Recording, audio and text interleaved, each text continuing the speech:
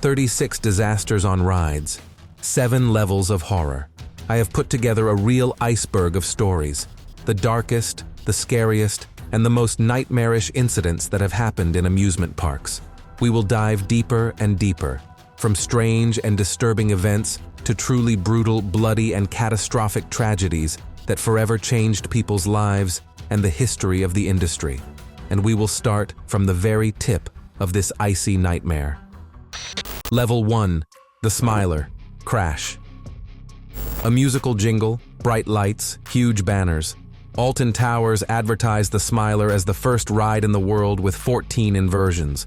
A huge metal structure resembling a web, twisted with loops, cobra rolls, barrel rolls, 5 trains operating at the same time, up to 960 people per hour, and all of it under the control of an automatic safety system. On the 2nd of June 2015, the park was packed, and the engineers tried to bring the 5th train back onto the line after a technical fault.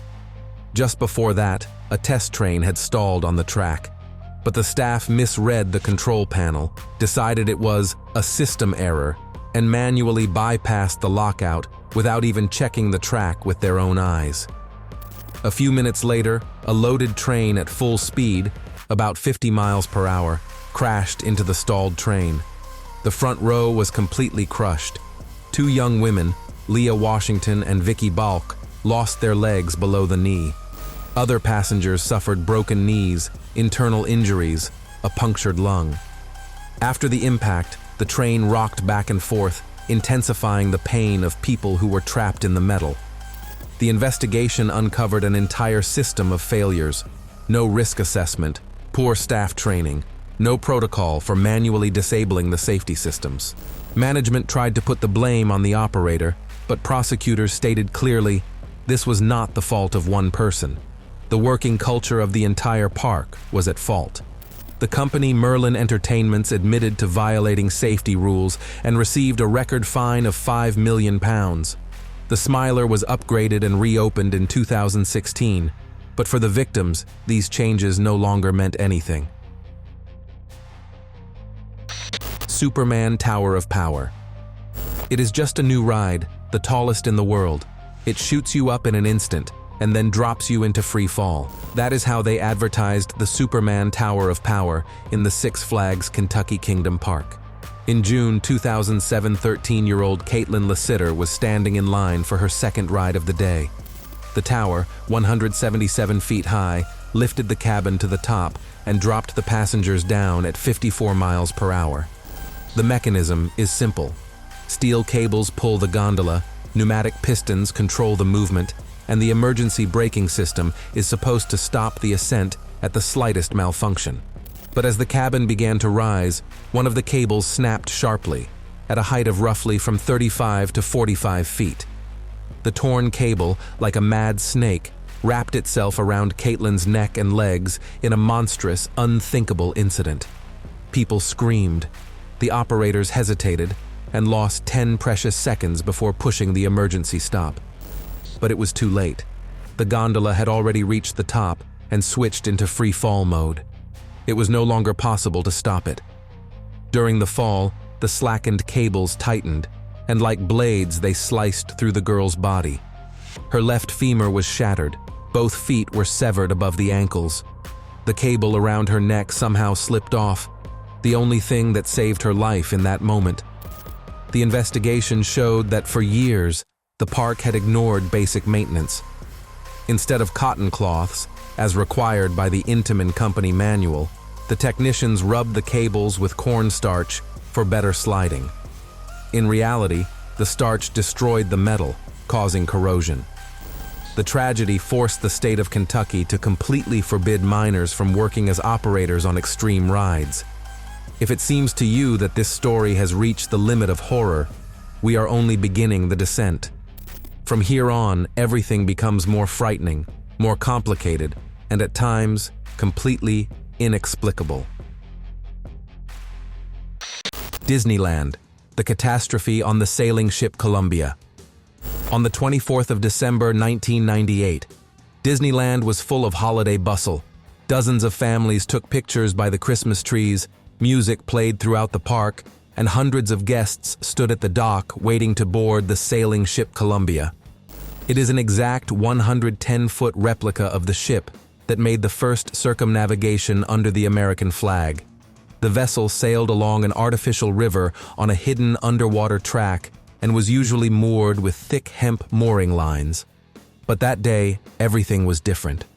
For unknown reasons, employees used not the traditional linen rope, specially designed to snap in an emergency, but a cheaper and very strong nylon rope. Nylon does not break. It stretches like rubber, creating monstrous tension. As the ship approached the dock, 30-year-old employee Christine Carpenter secured this nylon rope to a heavy cast iron cleat. But the captains, distracted and not watching the speed, brought the vessel in too fast. The rope stretched to the limit, and at 10:40 in the morning, the huge cast iron fitting tore out of the old wooden hull and flew into the crowd like a cannonball. There was a crack, a scream, and then silence. The cleat struck Lanny Dawson in the face. His skull was shattered, brain tissue was damaged. His wife Liu Wang suffered severe facial injuries and fainted beside him. Eyewitnesses claimed they saw shreds of skin and blood on the planks. While families screamed and prayed, employees tried to disinfect the site.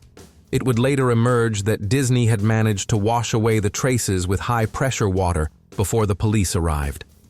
The investigation confirmed the park had deliberately replaced safe hemp ropes with cheap nylon ones. Some employees at the mooring lines were untrained. The wooden hull of the ship was rotting. The cleat's mounts had not met load requirements for a long time. Dawson died 11 hours later in a state of brain death. Wong underwent years of surgeries.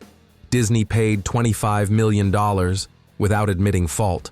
After this, the park introduced new protocols, additional warning signals, a return to hemp ropes, and constant police presence at the site.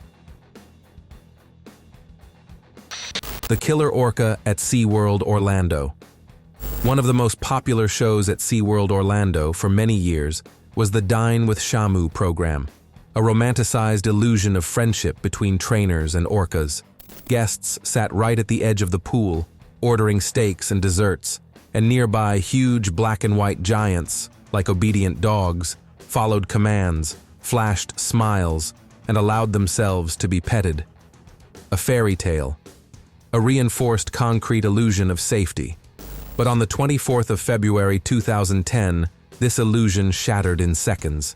The experienced trainer Dawn Branchot, 16 years of experience, was working with Tilikum, a 12-ton male, legendary for the park, but with a much more sinister reputation outside it. He was involved in the death of a trainer in Canada in 1991, and in 1999 he was found with a man's body on his back. To this day, no one knows how that person ended up in the pool. During a normal post-show interaction, Dawn lay on the edge of the platform, stroking Tilikum's head. Everything looked familiar, calm, almost touching, until in one instant the huge jaws grabbed her. Either by her ponytail or by her arm, witnesses disagree on the details, and dragged her under the water. What followed was a 45-minute nightmare.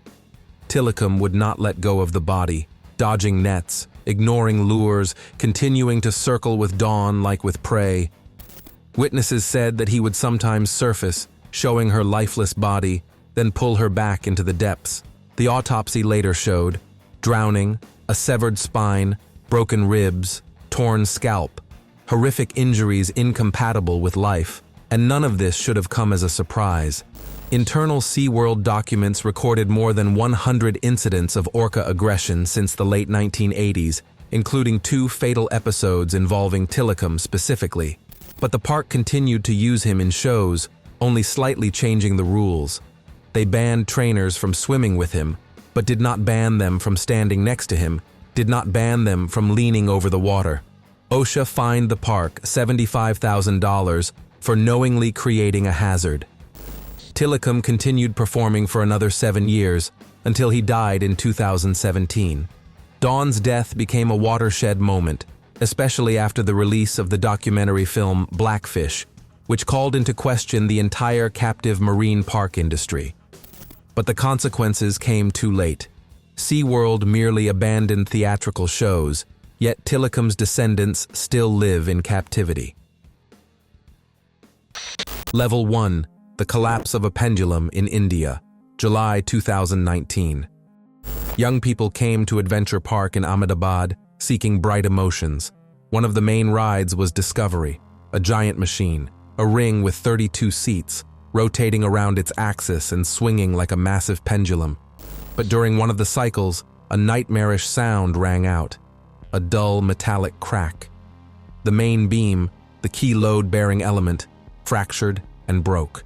The lower part of the structure fell down together with the passengers, smashing into steel supports. People were thrown, twisted seats fell onto each other. 2 people died on the spot. 29 people received severe injuries, broken limbs, open wounds, crushed chests. Teenagers, young couples, friends, all were captured in that instant of death. Witness videos taken on phones spread across social networks within minutes. The expert report showed a welded seam had failed. The cable of the load-bearing unit was in critical condition. The park ignored inspections. 2 weeks earlier, a nearly identical defect had occurred on the Ferris wheel, and no one did anything. As a result, 6 people were arrested. Park manager Ghanshyam Patel, his son, and several operators. Families of the deceased received about $122,000. But by 2025, no one had yet been convicted. The case drags on, like many similar ones in the region. LA Feria, Chapultepec, the collapse of the Quimera coaster. On the 28th of September 2019 in Mexico City, on the old but beloved coaster Quimera, everything seemed to be going as usual. This coaster had already traveled across continents. It was built in Germany, worked in the United States, in Canada, and only then ended up in La Feria Chapultepec. At 14:30, the last car of the train suddenly derailed during one of the looping elements. People on the ground heard a metallic screech, then saw the car flip upside down, slam into a metal support, and fall from a height of roughly 10 meters. 2 young men died instantly from severe traumatic brain injuries. 2 women received the gravest injuries. 6 other people were in a state of shock. And when investigators opened the folders with maintenance logs, it became clear. It was a miracle that the tragedy happened only in 2019. The documents showed corrosion everywhere, welds destroyed, bolts not matching specifications, daily inspections, almost never carried out. The coaster was operational at only 58%, but they still ran it. The manual forbade operation when rails were damaged or fastenings were loose. These conditions had existed for months, but the park ignored everything. The license was revoked immediately. The park closed forever on the 13th of October. By 2023, the ride had been dismantled. The remains were sent to the United States for reconstruction to give it a second life, but this time, a safe one. Action Park, Death on the Alpine Slide. There was not a single ride in Action Park that could be called safe, but the Alpine Slide held a special place in this insane pantheon. It was a nearly 2,700-foot track made of a mixture of concrete, fiberglass, and asbestos. Narrow, fast, unpredictable. Guests were supposed to slide down it on plastic sleds, controlling their speed with a single lever. In reality, the lever had only 2 modes, too slow and lethal. Many sleds were defective, the brakes did not work, and the employees joked about it so often that no one took the warnings seriously anymore. People in swimsuits sat down, not really understanding what awaited them.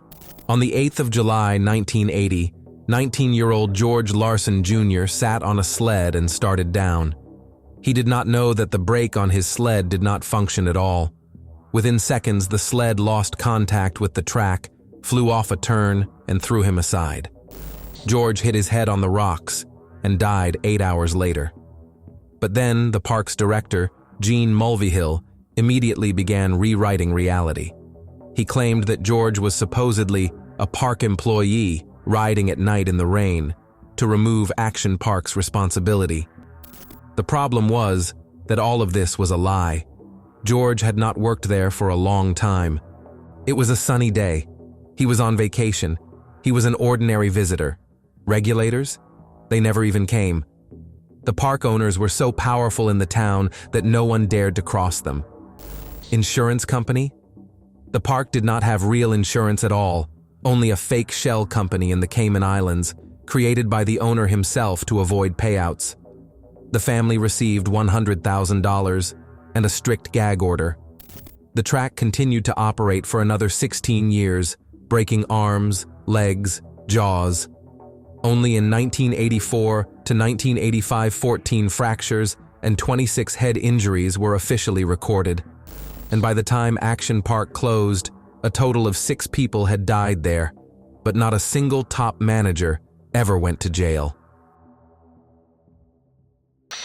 Kings Island, Black Sunday. On the 9th of June 1991, something happened in the Kings Island Park that the press would later call Black Sunday. 2 independent fatal incidents within 1 hour. The first tragedy. 22-year-old Timothy Binning leaned over a pond in the Oktoberfest area to splash water at a friend. He did not know that the pond was powered by a faulty pump with exposed wires. As soon as his hand touched the surface, a powerful current struck him, knocking him unconscious straight into the water. A friend and a security guard tried to pull Timothy out, and they too were killed by the electricity. They fell beside him, never managing to save anyone.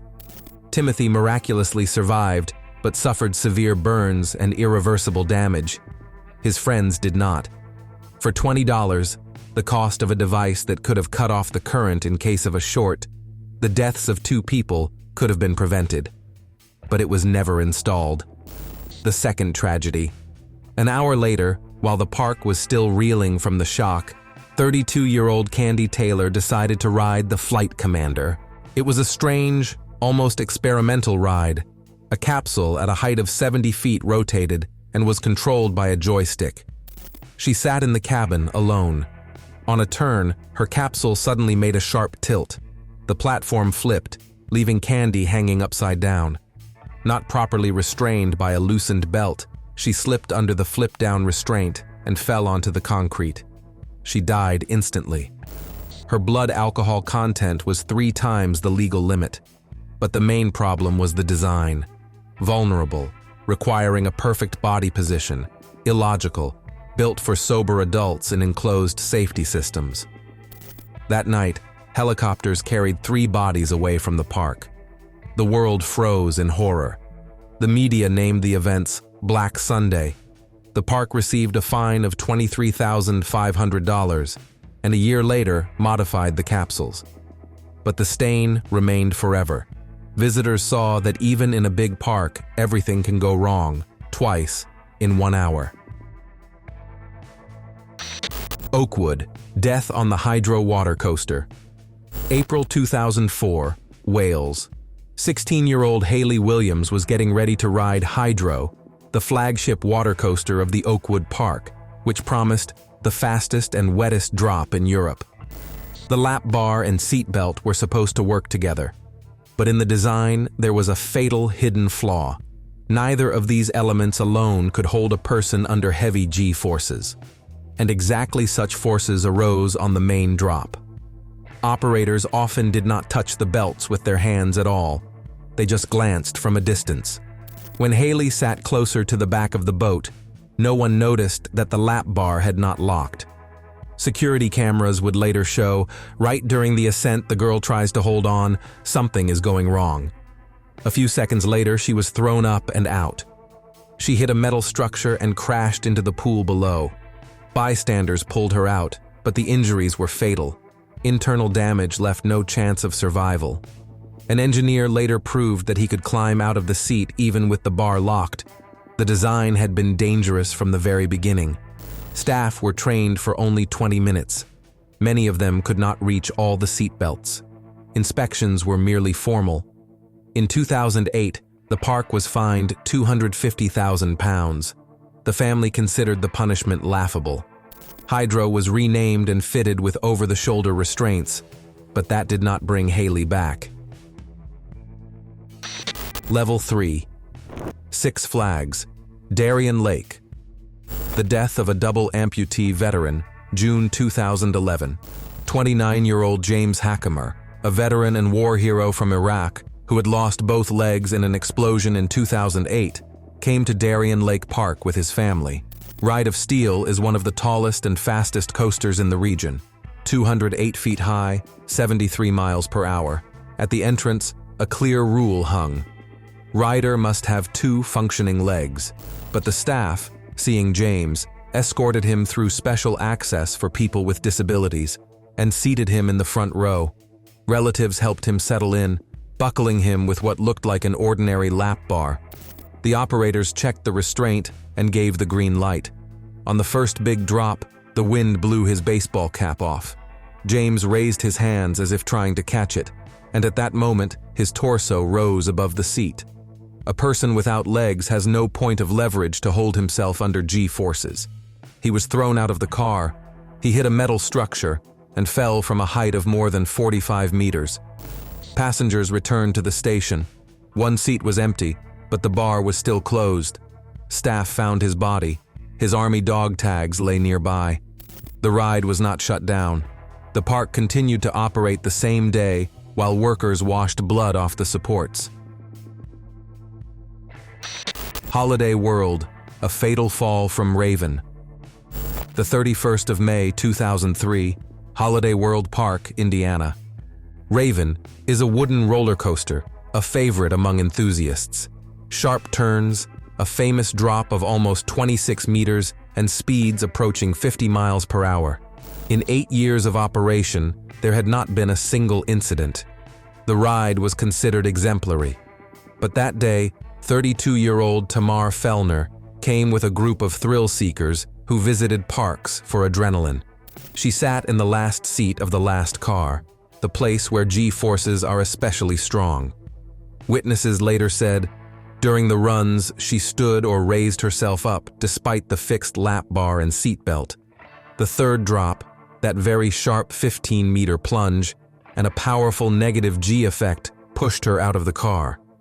She flew about 18 meters and fell onto the track in front of the train. Passengers and a doctor on site tried to give rescue breaths and chest compressions, but the injuries were incompatible with life. The investigation established the equipment was working correctly. The belt had been fastened before the start, but was found unbuckled after the accident. Experts concluded she had freed the belt herself and violated the seating rules. The family filed a lawsuit, but there were no criminal charges. Former park president Will Koch later said a phrase that became a quote for the entire industry. If a person cheats the safety system, physics takes over from there. Raven still operates today. Since then, not a single incident. England, the death of a youth in a closed fun fair. On the 3rd of August 2022 in the Pencher Gardens City Park in Dover, the early morning was quiet until a scream rang out. 14-year-old Mackenzie Croxford Cook and 4 friends had broken into the fairground, which had not yet opened.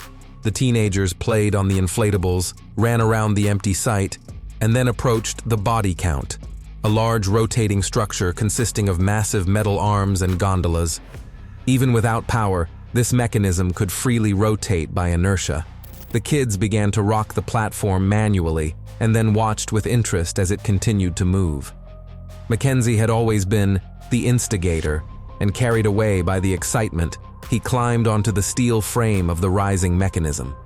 But at the moment when he was scrambling upward, a heavy metal arm, continuing its slow rotation, pressed him against a support, crushing his chest and abdomen. His friends tried to turn the structure back, screamed, tugged at the metal, but the mass of the mechanism was too great. When rescuers arrived, the teenager's body was hanging at a height of about 2 meters. He was unconscious, with torn internal organs, liver, spleen. The doctors could do nothing. The site was guarded only during working hours. At night, no one was required to control the perimeter. That was what the local council's rules said. The accident turned out to be inevitable because the system did not account for human curiosity, and teenagers will always be teenagers. Roger Rabbit's cartoon spin, The Death of Little Brandon, 2000. On the 22nd of September 2000, 4-year-old Brandon Zucker sat in one of the cartoon taxis of the Roger Rabbit's cartoon spin ride together with his mother and brother. It is a bright, chaotic spinning ride where the car behaves like a mad thing. It bounces, twists, spins. But as soon as the car jerked sharply to the side, Brandon slipped. The belt did not work. The small body fell through the open side and ended up directly under the next car. That car dragged him for about 3 meters, pinning him between the platform and the body. His father screamed, trying to shout to the operators. The ride kept moving. The child was pinned for about 10 minutes. His pelvis was shattered, a lung was pierced, oxygen to the brain stopped. He survived, but the brain damage was irreversible. The family sued for enough money for lifelong care, but Disney did not admit fault. Brandon was never able to walk or speak again. In 2009, at the age of 13, he died in his mother's arms. His curved spine could no longer let air pass.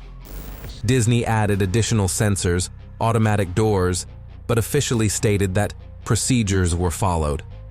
The cameras did not record the moment of the tragedy, and that became one more dark stain.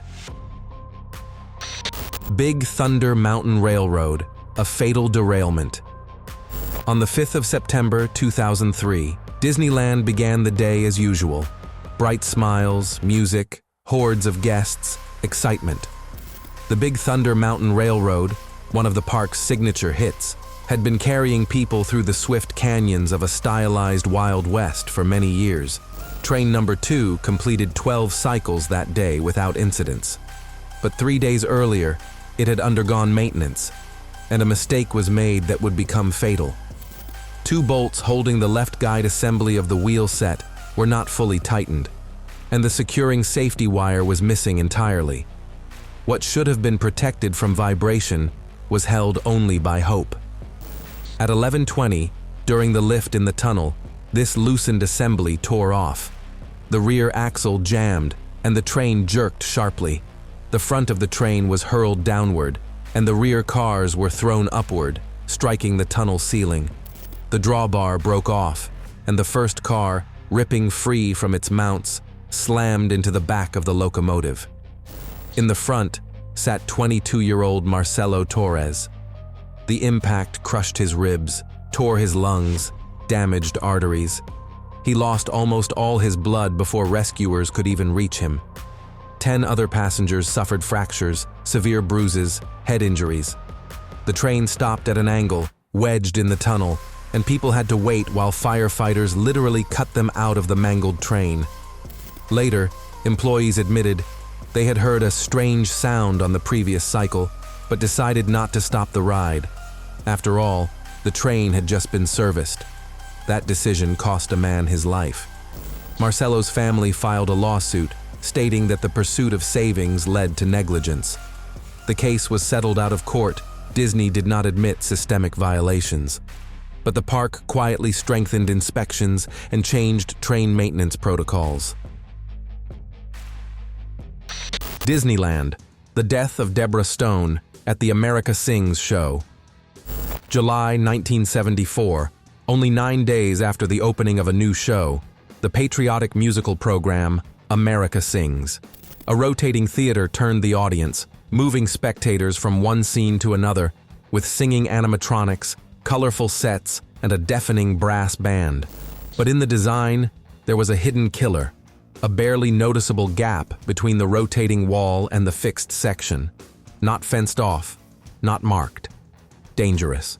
On the 8th of July, 18-year-old employee Deborah Gale Stone stood at the edge of the stage, greeting guests during the short 45-second pause between rotations. When the walls began to move, she for some reason ended up in that narrow gap. Maybe she stumbled. Maybe she stepped back. At first, guests heard her scream and thought it was part of the show. As the sector rotated, Deborah was crushed between the walls, tearing her body. A member of the audience, a serviceman, noticed that something was wrong and called employees. But it was too late. Deborah died instantly. Her body stuck until the platform fully stopped. Disney closed the show for modifications. They added sliding panels and warning lights. There was no public memorial. The family received compensation, but the sum was not disclosed. America Sings lasted another 14 years, and later the animatronics were moved into a future Disney hit, Splash Mountain.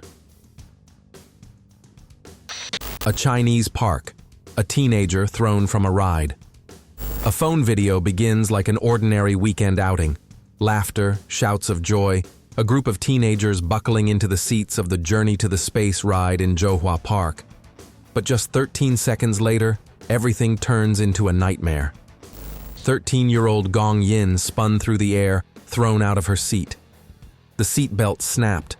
The over-the-shoulder bar left a gap of 18 centimeters, enough for a teenager to slip out. Her body hit metal railings. The girl was thrown down. The other passengers screamed, not understanding what had happened. The investigation showed belts and restraints were defective. Staff did not check that belts were fastened. Gong's 6-year-old cousin was allowed on despite the age restriction. The last inspection was in 2013, although the paperwork claimed 2016. The video went viral on Chinese social networks. State television aired a report, and the park was immediately closed. The girl's parents received 870,000 yuan, roughly $126,700. But this was the third similar accident in 2 years. People were asking, to whom are our lives being entrusted, and for what money? Lagoon Park, the death of 6-year-old Ryan, California, Lagoon Park. Puff the Little Fire Dragon is a small coaster created specifically for children. The speed is 16 miles per hour. The height is just over 3 meters. It seems like the perfect first ride. But on the 30th of April, 1989, this perfect children's coaster turned into a deadly trap. 6-year-old Ryan Bexted climbed out of his seat when the train stopped after the second lap. He thought the train had arrived at the station and stood up. But because of the track's design, part of the cars stopped behind the platform. It was only an intermediate stop before restarting. The operator, 18 years old, her first working weekend, was asked, "Do you want another lap?" And while the parents screamed, "Stop!" she started the ride again. Ryan, trying to climb back into the car, slipped between the rails. His father jumped over the fence, trying to reach him, but the train was already moving. The front car struck the child. Death was instantaneous. The operator collapsed to the ground, repeating, "I killed a child." But on paper, no system fault was found. There was no emergency brake. The design did not provide such a device. This is the only fatal accident on such a children's coaster anywhere in the world. But it showed that even kids' rides can be far more dangerous than they seem. Level 4, the grandmother and granddaughter, nightmare in Indiana. On the 11th of August, 1996, in the old Indiana Fun Park, a small children and family train, a simple mini locomotive with several cars, derailed on a turn and began to roll sideways. In the front sat 57-year-old Nancy Jones and her 4-year-old granddaughter Emily Hunt. The train accelerated past the safe 12 miles per hour and, flying off the turn, crashed into a tree. Nancy died instantly. Emily was crushed so badly that her spine was damaged above the chest. The girl became paralyzed. The investigation was staggering. In the previous 2 months, the train had derailed 79 times, sometimes up to 15 times a day. The fault log was full of reports. Anti-derailment systems were absent. The brakes were disabled, and on the speedometer, the needle was broken. And despite all this, the ride had passed 2 inspections.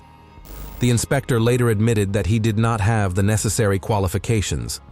The park closed forever. The property was sold at auction. Emily and her family received $1.5 million. But the main legacy of the incident was a new law. Emily's Law, adopted by the state of Indiana in 1997. It tightened requirements for ride inspections and increased owner responsibility. And the remains of the old mini-trains still rust in a warehouse in Pennsylvania, where no one ever used them again.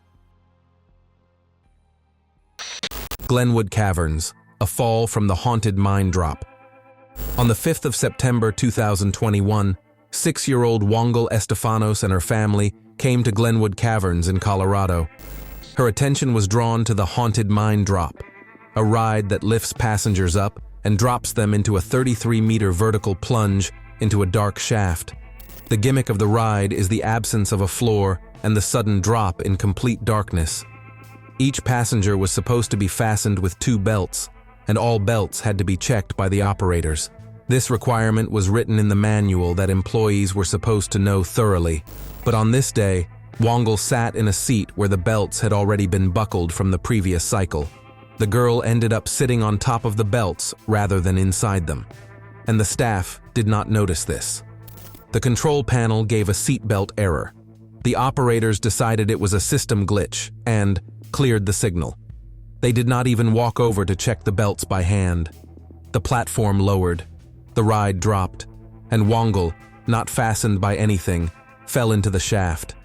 She hit the concrete at the bottom. Multiple injuries. Death was instantaneous.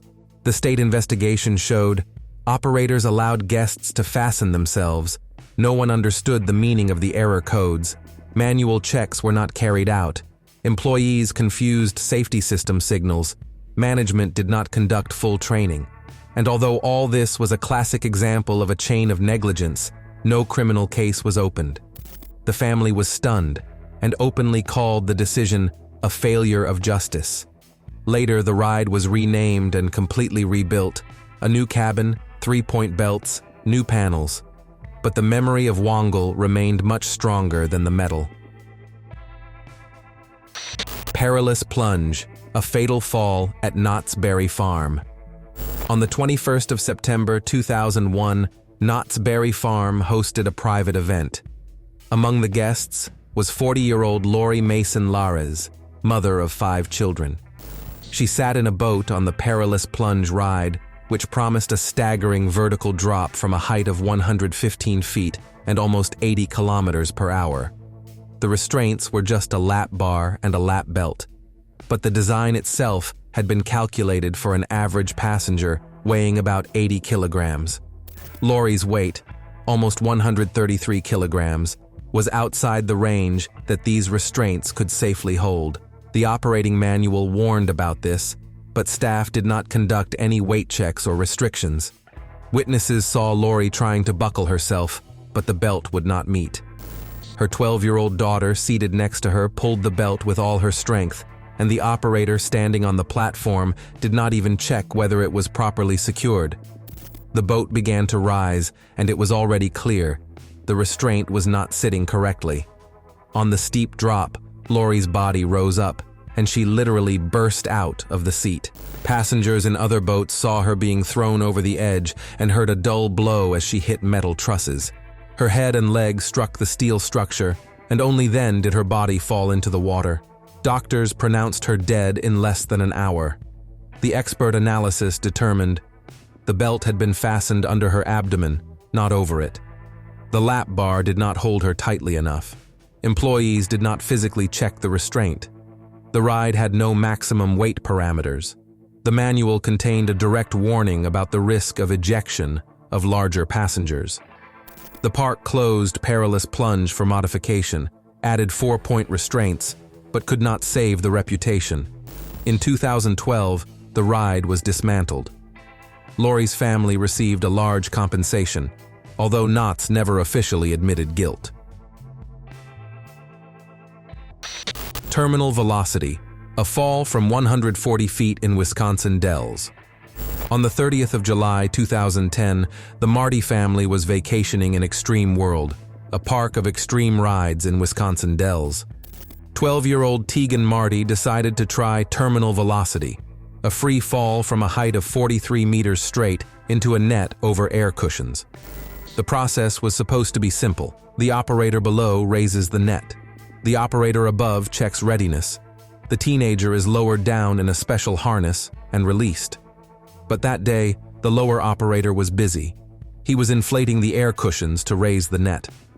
The upper operator, Charles Carnell, did not know or did not think about this. He simply pulled the release handle. Tegan dropped into emptiness. No net, no cushioning pads, just bare concrete.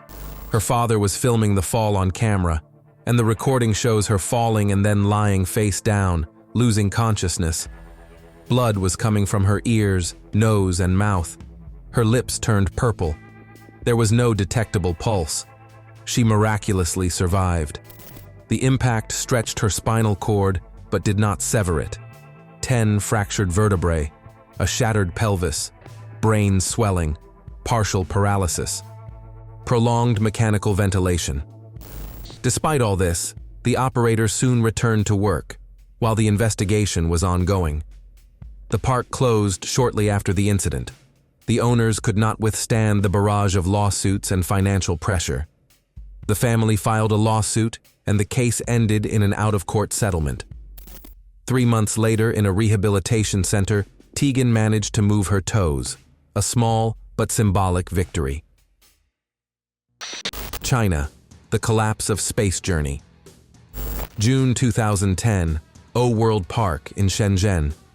Visitors lined up for the space journey ride, a centrifuge simulating rocket launches. Cabins of 4 people rotated around an axis, creating G-forces of about 2. Engineers admired the precision of the design, but in the middle of one of the runs, something happened that nobody had predicted. Part of the power shut down, there was a bang, and one of the load-bearing bolts hidden behind the casing popped out. A cabin broke free and slammed into neighboring cabins. People were thrown onto the concrete floor beneath the structure. The smell of burnt rubber, sparks, screams, bodies pinned by metal. Total chaos. 6 people were killed. 10 suffered severe head, bone, and internal injuries. Later investigators found this bolt could not be inspected without complete disassembly. The scheduled inspection had been formally passed, but no one had actually seen the components. The design originally allowed hidden defects. Similar rides across the country required urgent inspections. Nevertheless, for the dead and their families, this changed nothing. The tragedy unfolded in mere seconds. Raging River, a drowning at Adventureland. Raging River was a family ride operating since 1983. 6 seat-round rafts, splashes of water, modest waves, and gentle spins. A fun park classic. On the 3rd of July, 2021, something happened that can only be described as a chain of catastrophic coincidences. Pump number 2 stopped working. The water level began to drop. Because of this, one empty raft got stuck on the metal frame. Operators heard the warning alarm, but simply hit the reset. Then the Harrow family raft entered the danger zone. The raft started to tilt, filling with water, and suddenly flipped. Inside, strapped into their seats, were 11-year-old Michael and 15-year-old David. The parents got out, the other children too, but the boys ended up face down underwater, unable to unbuckle their belts. Operators could not see the overturned raft. A bend in the course blocked their view. The emergency drainage system was also not working. Rescuers, random people and visitors, tried to lift the heavy structure by hand, but more than 5 minutes passed before they managed to reach the boys. Michael died in the hospital. David spent a month in an induced coma with irreversible brain damage. The inspection found 17 violations: malfunctioning pumps, untested drainage systems. The defective raft had been repaired only hours earlier. Warning alarms were ignored. Staff did not know how to use the emergency buttons. The ride was permanently closed in 2023. China, death on the scream.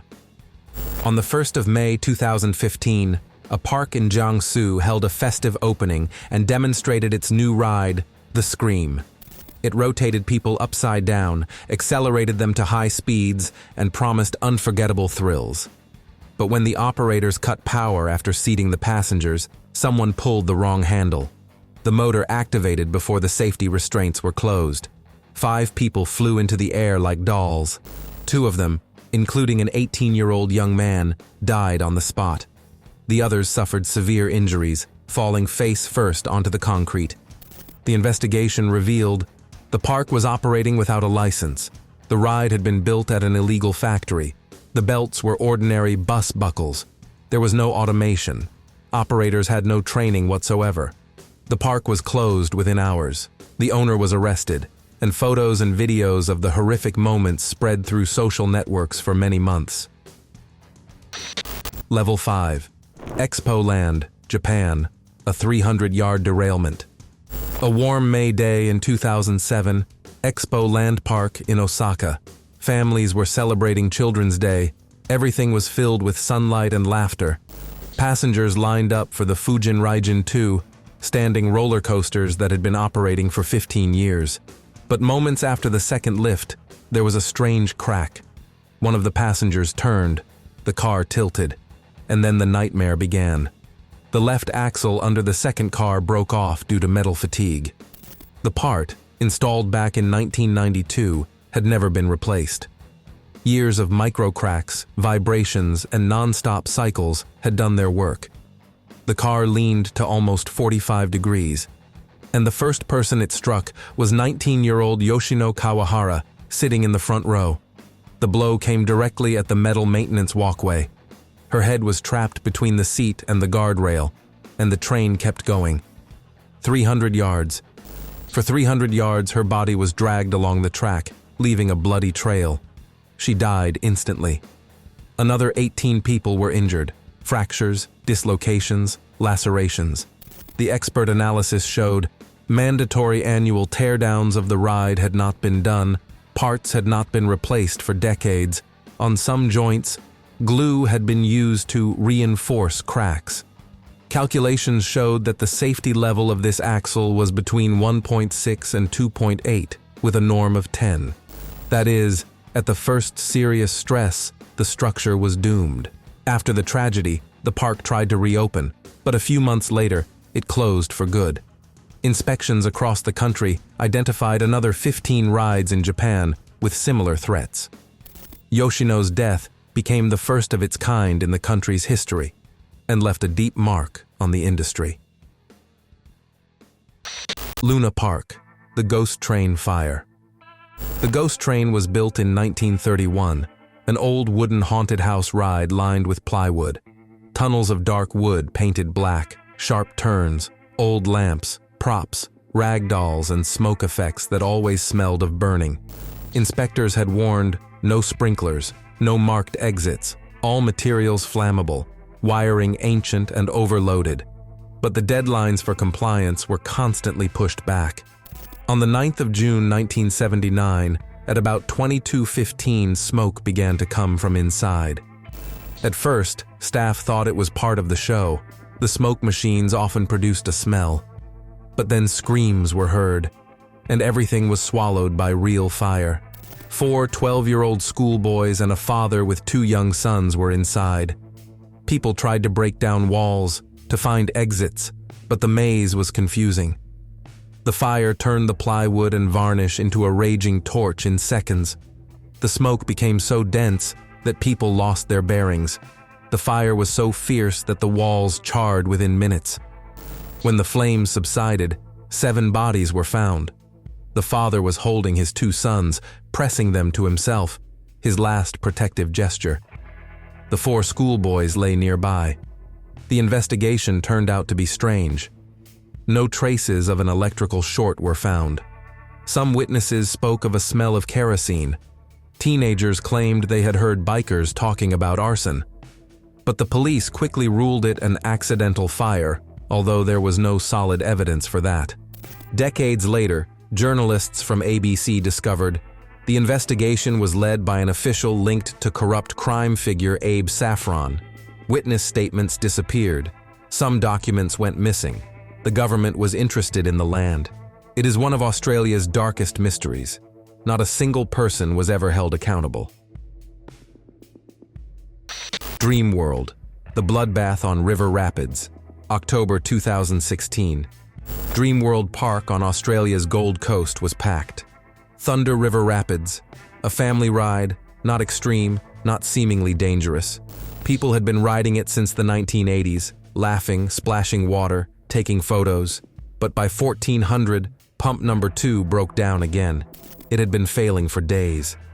Staff simply pressed reset error and kept running the ride. A stuck, empty raft lying on metal rails remained in the danger zone. A minute later, a raft with 2 families entered that spot. The lack of water caused a collision. Both rafts rose vertically. The front one, like a guillotine, came down on the people. 4 adults, 2 men and 2 women, had no chance. Some were pulled into the moving mechanisms. Others were crushed between metal frames. The children sitting in the center somehow survived. One man tried to hold onto the edge, but the conveyor dragged him inside. Whistles, screams, engine roar, splashes of blood. Everything lasted seconds, but felt like eternity. The investigation pointed to horrific negligence. Recommendations to install water-level sensors, costing $3,000, had been ignored. The pumps had long required replacement. Operators were trained for only 90 minutes. One of them admitted that. He did not know how the emergency stop worked. Modifications in the 1990s had made the gaps between plates dangerous. The park closed for 6 weeks.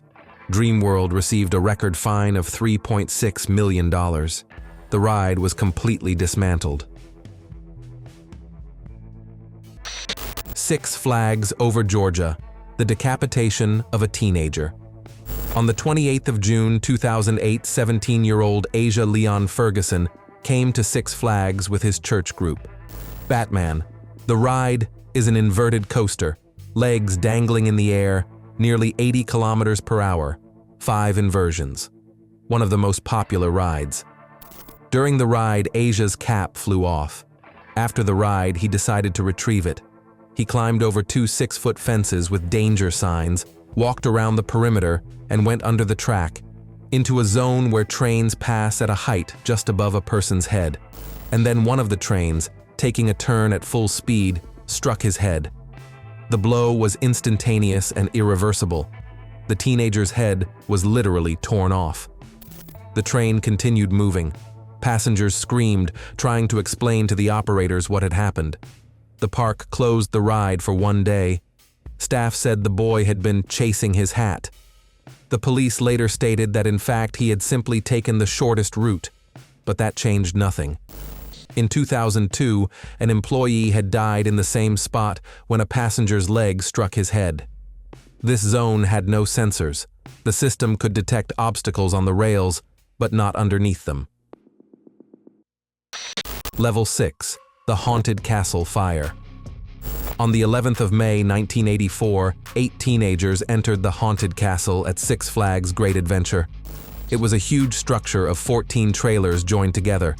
Narrow corridors, soft foam walls, actors in monster costumes, fog, strobe lights, and no sprinklers, no smoke detectors, no emergency exits.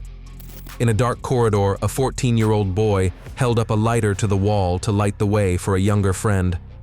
The foam caught fire instantly. The flames raced along the ceiling. The walls turned into torches. Actors thought the teenagers were screaming from fear. Visitors thought the smoke was part of the show. But within minutes, it became impossible to breathe. People ran in panic in the dark, bumped into dead ends, wandered among the trailers trying to find the only exit. It was hidden by a strobe light. In one corner near a ventilation shaft, they found the bodies of 8 teenagers. They had tried to breathe through the grate. They burned alive. The investigation uncovered. For 5 years, consultants had been demanding a fire safety upgrade. Six Flags ignored it. The park used a legal loophole, registering the attraction as temporary to avoid fire safety standards. Prosecutors charged the park with manslaughter, but the court dismissed all charges, citing insufficient proof of intent. Nevertheless, it was after this tragedy that the United States introduced strict fire safety standards for all dark rides. Schlitterbahn, the tragedy on the giant water slide. Verrückt, a word that in German means crazy. That is what they called the giant water slide, 170 feet high, almost 52 meters, recognized as the tallest in the world. To reach the launch, guests climbed 264 steps, hearing the roar of water and the screams of people already racing down this monstrous drop. On the 7th of August 2016, on the upper platform, stood 10-year-old Caleb Schwab, the son of a local congressman. In the same 3-person raft with him sat 2 women. Their combined weight met the requirements, but the weight distribution was uneven.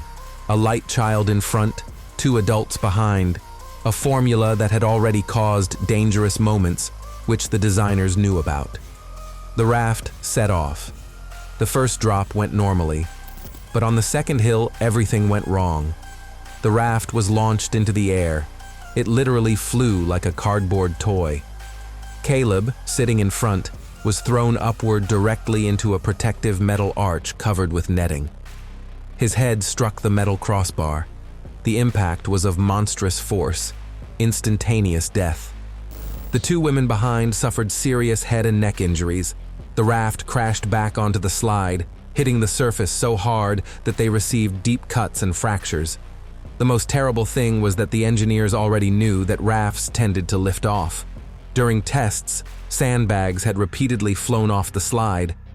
Precisely because of this, they had installed the net and metal supports, which eventually became a deadly trap. The project's ideologue, Jeffrey Henry, had practically no engineering education. He dropped out of school and, without professional expertise, made key design decisions. Many technical teams complained. There were no calculations, no proper documentation, tests were superficial. The Grand Verrückt operated for 2 years despite all this, and all that time, it relied on blind luck. After the tragedy, an audit identified 147 safety violations on various park rides. The project was shut down. The structure was dismantled in 2018. Caleb's family received a compensation of $20 million, and the injured women received additional payouts. But this did not make the top of the slide any less sinister. Verrückt forever remained a symbol of how the thirst for records can sometimes cost more than human life. Level 6. Texas Giant, a 75-foot fall. The 19th of July, 2013, Six Flags over Texas. Texas Giant is a hybrid wooden and steel coaster, 14 stories high, with a steep drop of almost 80 degrees. A monster among roller coasters. 52-year-old Rosa Esparza sat in one of the cars with her family. Before the start, she, like many others, checked the T-shaped lap bar, but her latch clicked only once, unlike the double click heard at other seats. Rosa raised her hand and addressed the operator. "It does not seem fully latched." The operator replied, "If it clicked once, that is enough." But it was not enough. Rosa trusted the staff's words and rode. During the first big drop, her daughter, sitting in the car ahead, accidentally turned around and saw that her mother had risen above the seat, holding the lap bar with her hands. Her body was already half out of the car. A second later, Rosa was thrown from the car. She fell 75 feet, just over 22 meters. First, she hit a metal support structure, then the roof of a tunnel. Staff searched for the body for almost an hour until the police discovered it in a zone beneath the track. The autopsy report described the most severe chest and pelvic injuries, incompatible with life. The inspection revealed a faulty restraint sensor at her seat. The system could display "locked" even when the bar was not fully closed. The ride was closed, seat belts were added, the restraint design was changed. But for the family, it changed nothing. Rosa's loved ones said she had merely asked to have her restraint checked. Just once. New Taipei, an explosion at a water festival. 516 injured summer, 2015, Taiwan. At Formosa Fun Coast Park, the Color Play Asia party was underway. Dancing, a DJ, neon beams, crowds of young people in swimsuits under the open sky. Organizers sprayed colored cornstarch powder above the stage. huge clouds of bright dust lit by spotlights. People jumped to the music, hands up, phones recording everything. But too much powder hung in the air, a thick, dense cloud visible even on phone screens. Then the impossible happened. At 2030, a 200-watt spotlight heated up to 400 degrees Celsius. One spark was enough for the entire suspension to ignite. A wave of fire raced through the crowd. People burst into flames instantly. Skin, clothing, hair, screams, panic, people throwing themselves into the pool trying to extinguish the flames. The water turned red from blood and peeled skin. The flame lasted only 40 seconds, but the consequences were monstrous. 516 injured, 199 in critical condition. 15 people died. Most suffered burns over 60 to 90% of their bodies. The hospitals did not have enough donor skin. Supplies were brought in from all over the island. The investigation established the powder had been improperly certified. It was sprayed in a cloud that was too dense. It was impossible to switch off the fans. The controls had frozen. Firefighters used carbon dioxide extinguishers, which only spread the burning dust. The main organizer was sentenced to 5 years in prison. The park was closed. The events became one of the largest mass technological disasters in Taiwan.